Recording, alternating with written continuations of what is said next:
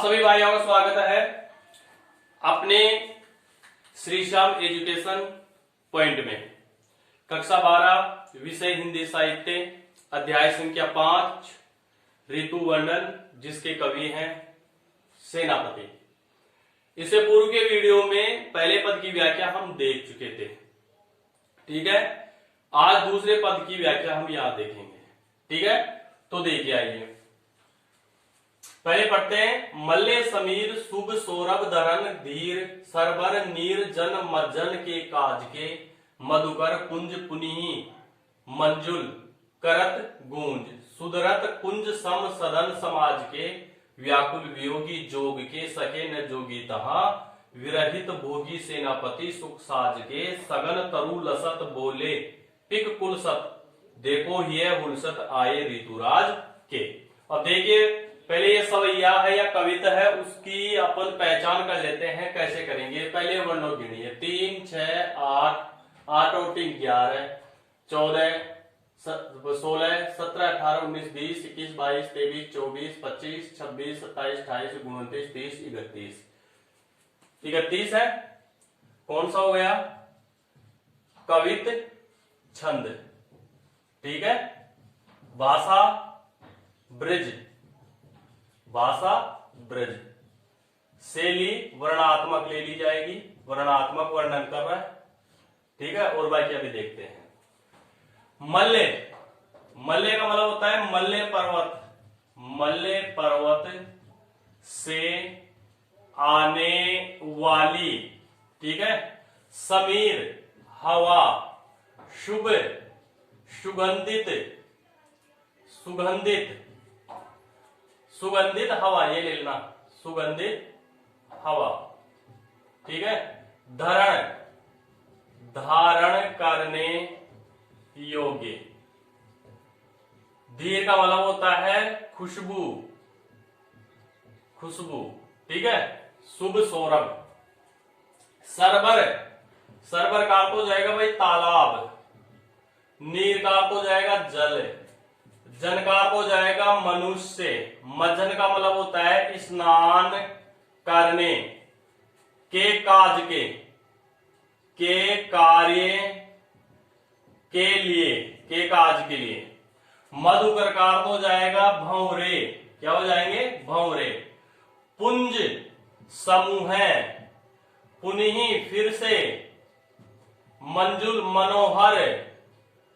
करत गुंज करते हैं, गुंज गुंज का मतलब होता है गुंजायमान, ठीक है। सुधर कर, सुधरत का मतलब होता है सुधारे जा रहे हैं।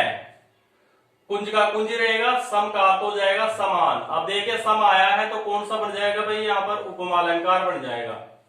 सदन का अर्थ हो जाएगा मकान।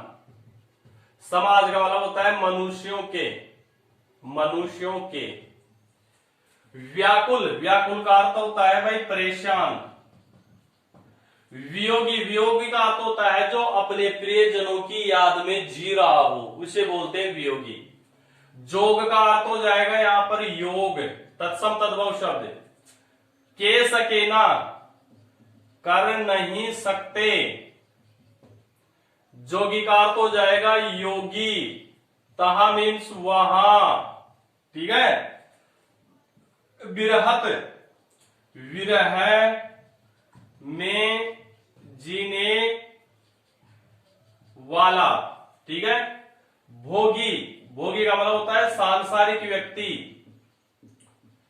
जो सुख साधनों का भोग करता है। सुख साधन,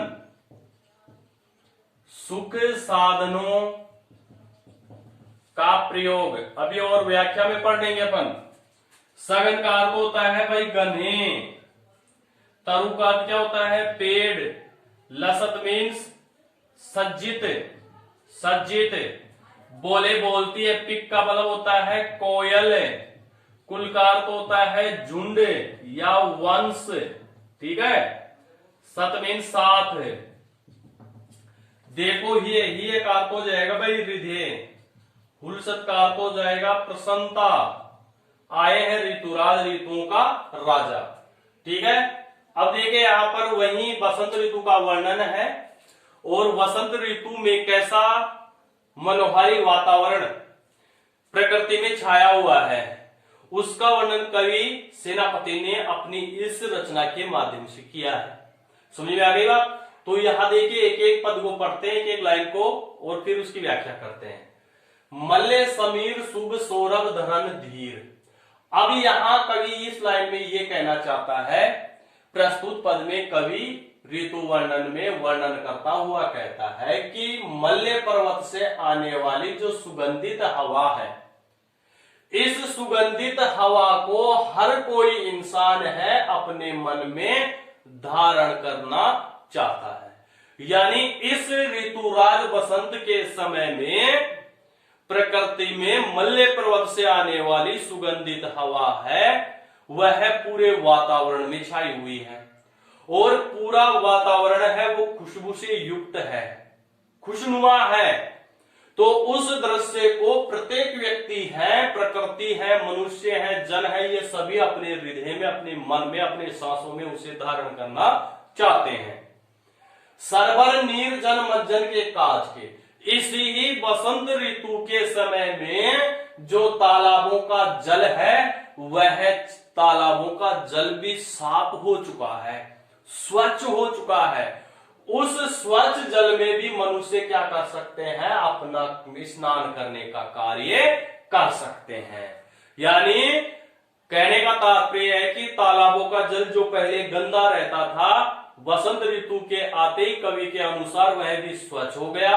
अब जब तालाब का पानी स्वच्छ हो गया तो मनुष्य है, लोग हैं, व्यक्ति हैं, वह है अपने नहाने का जो कार्य है, वह नहाने का कार्य उस तालाब में जाकर कर सकते हैं।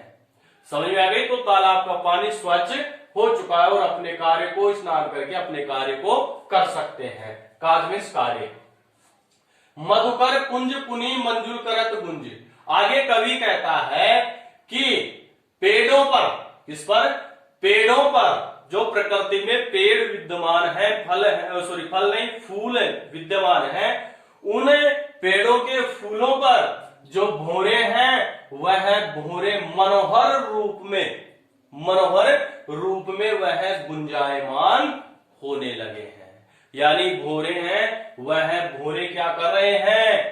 जो प्रकृति में विद्यमान पेड़ हैं, पौधे हैं, उनके जो फूल आए हुए हैं, उन फूलों पर वह मंडरा रहे हैं, और मंडराते हुए उन पर अपने पंखों की जो आवाज है, उन आवाजों को वह कर रहे हैं। तो आवाज कैसी होती है? कवि के अनुसार वह गुंजायमान है, अर्थात भौरों की आवाज है, उस पूरे वातावरण में मनोहर गुंजायमान है, गूंज है, वह गूंज उस वातावरण में गूंज रही है। कौन से वातावरण में? इस ऋतुराज बसंत के वातावरण में। ठीक है। सुधरत कुंज सम सदन समाज के, जिस प्रकार से ऋतुराज वसंत के आगमन के दौरान जिस प्रकार से वन और बाग सुधर जाते हैं। अब सुधर जाने का अर्थ क्या है यहाँ पर? यानी वन और बाग कैसे सुधर जाते हैं? क्योंकि पेड़ पुराने पत्तियों को क्या कर देते हैं? गिरा देते हैं और नई पत्तियों को धारण करते हैं, तो वो नए जैसी हैं। ऐसे ही जो मनुष्य है, व्यक्ति हैं, वह व्यक्ति भी अपने मकानों को क्या करने लगे हैं? सुधारने लग गए हैं। किसमें? उस ऋतुराज बसंत के मौसम में। ठीक है भाई। व्याकुल वियोगी, इसी दूसरी ओर इस वसंत ऋतु के मौसम में व्याकुल वियोगी, जो व्यक्ति, जो मनुष्य अपने प्रिय जनों से बिछड़े हुए हैं, उनसे अलग है, वह व्यक्ति क्या है? परेशान है, और वह उनके दुख को अपने हृदय में लेकर इस ऋतुराज बसंत के मौसम में भी दुखी हो रहे हैं। जोग के सके न जोगी तहा, और इस प्रकार से जो योगी लोग हैं, वह योगी लोग भी इस ऋतुराज बसंत के मौसम में वह अपनी योग साधना वहां नहीं कर सकते। यानी यह ऋतुराज बसंत का जो मौसम होता है, यह एक तरह से प्रकृति में नए परिवर्तन का होता है। तो इसमें जो बसंत ऋतु होती है, इसमें काम भावना ज्यादा जागृत हो जाती है, मनुष्य का मन है वह आनंदित हो जाता है। तो जो योगी लोग तपस्या में लगे हुए हैं वह योगी लोग भी इस बसंत ऋतु के मौसम में समय में वह भी अपनी योग साधना भक्ति नहीं कर पाते हैं। इतना मादक इतना नशीला यह कौन होता है? यह ऋतुराज बसंत का बसंत ऋतु होती है। बिरहत भोगी सेनापति सुख समाज के, आगे कवि सेनापति कहते हैं कि बिरहत जो विरह में जीने वाले सांसारिक जो व्यक्ति होते हैं, सांसारिक सुख भोग जो कर रहे हैं, सांसारिक जीवन के जो सुख साधनों का जो प्रयोग करते हैं, मनुष्य जो प्रयोग करते हैं, वहीं इस ऋतुराज बसंत के मौसम का आनंद ले सकते हैं। यह वियोगी लोग हैं, यह वियोगी लोग इस बसंत ऋतु का आनंद नहीं ले सकते। जो कौन से हैं? भोगी, जो सांसारिक व्यक्ति हैं, सांसारिक भोग विलास में डूबे हुए रहते हैं, सुख साधनों का जो प्रयोग करते हैं, भोग विलास की वस्तुओं का जो प्रयोग करते हैं, भाई वो ही व्यक्ति इस बसंत ऋतु का जो समय है, जो ऋतु है, इसका वही प्रयोग कर सकते हैं। यह वियोगी लोग हैं, इस बसंत ऋतु का प्रयोग नहीं कर सकते। ठीक है। सगन तरु लसत बोले, आगे कवि सेनापति कहते हैं कि प्रकृति में चारों ओर सघन पेड़ है, वह सघन पेड़ इस बसंत ऋतु में सज्जित हो चुके हैं। यानी चारों ओर पेड़ हैं, वो सघन गहरे हैं, पास पास में है, और उन पास पास स्थित पेड़ों पर नई कोंपलें आने लगी हैं, पत्तियां आने लगी हैं। उन पत्तियों के कारण वह कैसे हो रहे हैं? सज्जित हो रहे हैं, सुशोभित हो रहे हैं। पिक कुल सत, और इसी के साथ जो कोयलों का झुंड है, वह कोयलों का झुंड भी क्या करने लग जाता है? बोलने लग जाता है। कोयल है वह भी मीठी मीठी वाणी में कूकना प्रारंभ करती है। यानी कोयल को भी वह ऋतुराज बसंत का जो समय है, जो चल रहा है, वह कोयल को भी मदमस्त कर देता है। कोयल भी क्या करने लग जाती है? अपने सभी झुंडों के साथ वह भी ऋतुराज बसंत के आगमन का स्वागत करती है। कैसे? मीठी मीठी वाणी में बोलकर। ठीक है भाई। देखो ये हुलसत आए ऋतुराज, इस प्रकार के ऋतुराज, ऋतुओं के राजा बसंत के आगमन के कारण सभी लोगों के हृदय है वो देखिए कैसे प्रसन्न चित्त हो रहे हैं।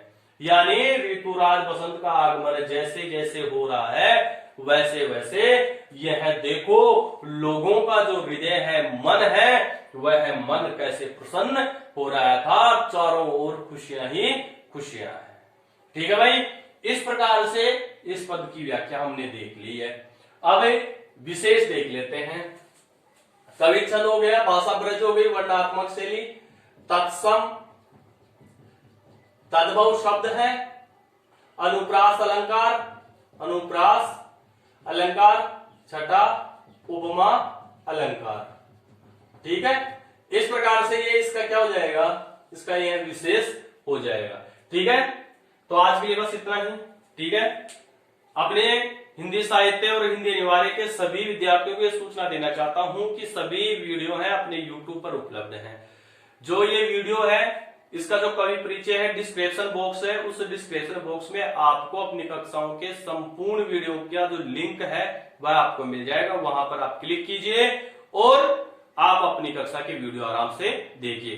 कोई भाई अगर अपने चैनल पर नया है तो भाई इस अपने चैनल को सब्सक्राइब कर लीजिए, बेल आइकन को प्रेस कर दीजिए, लाइक कीजिए और ज्यादा से ज्यादा अपने दोस्तों को भी शेयर कीजिए ताकि लॉकडाउन में वह घर पर रहकर अपनी पढ़ाई सुचारू रूप से चालू रख सके। और अंत में मुझे कमेंट करके जरूर बता दीजिए कि आपको यह वीडियो कैसा लगा, यह व्याख्या जो मैंने की है यह आपको कैसी लगी। ठीक है भाइयों।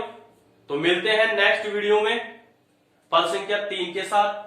तब तक के लिए वीडियो देखते रहिए और मुझे कमेंट करते रहिए। सभी विद्यार्थियों को आज के लिए बस इतना ही।